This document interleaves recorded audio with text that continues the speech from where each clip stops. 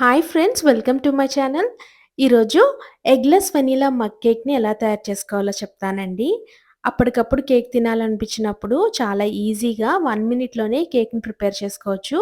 మరి ఎలా తయారు చేసుకోవాలో తెలుసుకుందామా?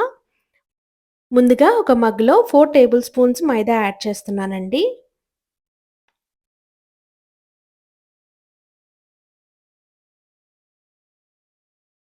తరువాత ఇందులో పావు teaspoon baking powder add చేస్తున్నాను. అలానే ఒక టేబుల్ స్పూన్ పంచదార యాడ్ చేస్తున్నాను. తర్వాత పావు టీ స్పూన్ సాల్ట్, ఒక టేబుల్ స్పూన్ మిల్క్, అలానే ఒక టేబుల్ స్పూన్ ఆయిల్ యాడ్ చేస్తున్నాను. తర్వాత ఇందులో పావు teaspoon vanilla essence add చేస్తున్నానండి. యాడ్ చేసి ఒకసారి మనం ఫోర్క్‌తో బాగా మిక్స్ చేద్దాము.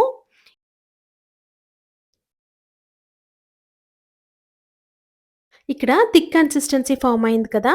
ఇప్పుడు అడిషనల్‌గా మరొక 2 టేబుల్ స్పూన్స్ మిల్క్ యాడ్ చేద్దాము. ఒకసారి మిల్క్ యాడ్ చేసుకొని మళ్ళీ బాగా కలుపుకుందామండి. మనకి డిజైర్డ్ కన్సిస్టెన్సీ వచ్చినంత వరకు బాగా కలుపుకుంటూ ఉండాలి మిల్క్ యాడ్ చేసుకుంటూ. చూసారు కదా! ఇప్పుడు కొంచెం థిన్ పేస్ట్ ఫార్మ్ అయింది. మరొక 1 టేబుల్ స్పూన్ మిల్క్ యాడ్ చేద్దాము. టోటల్‌గా ఇక్కడ నేను 4 టేబుల్ స్పూన్స్ మిల్క్ యాడ్ చేశానండి.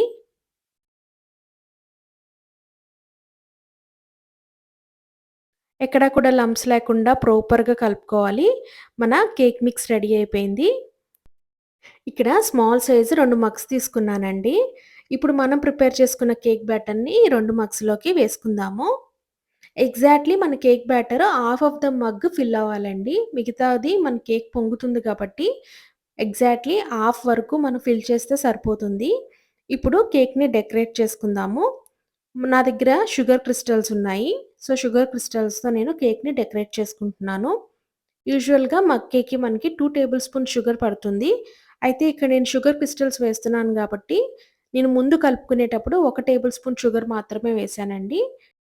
మీరు గనక షుగర్ క్రిస్టల్స్ యూజ్ చేయకపోతే 2 టేబుల్ స్పూన్ షుగర్‌ని ముందే యాడ్ చేసుకోండి.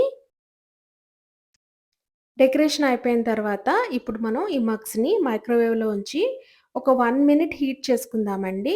1 మినిట్‌లోనే మనకి కేక్ బ్యాటర్ బాగా రైజ్ అవుతుంది. ఇందులో మనం వేసిన బేకింగ్ పౌడర్ వల్ల మనకి కేక్ బాగా పొంగుతుంది.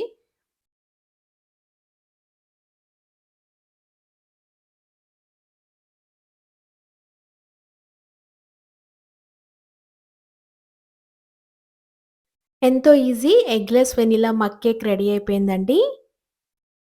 పిల్లలెప్పుడైనా అడిగినప్పుడు చాలా ఈజీగా అప్పటికప్పుడు చాలా క్విక్‌గా చేసుకోవచ్చు. చాలా సాఫ్ట్‌గా, టేస్టీగా కూడా ఉంటుంది. మీరు కూడా ఈ రెసిపీని ట్రై చేసి ఎలా ఉందో నాతో షేర్ చేసుకోండి. మరిన్ని ఇంట్రెస్టింగ్ రెసిపీస్ కోసం please like, share and subscribe to my channel. Thank you.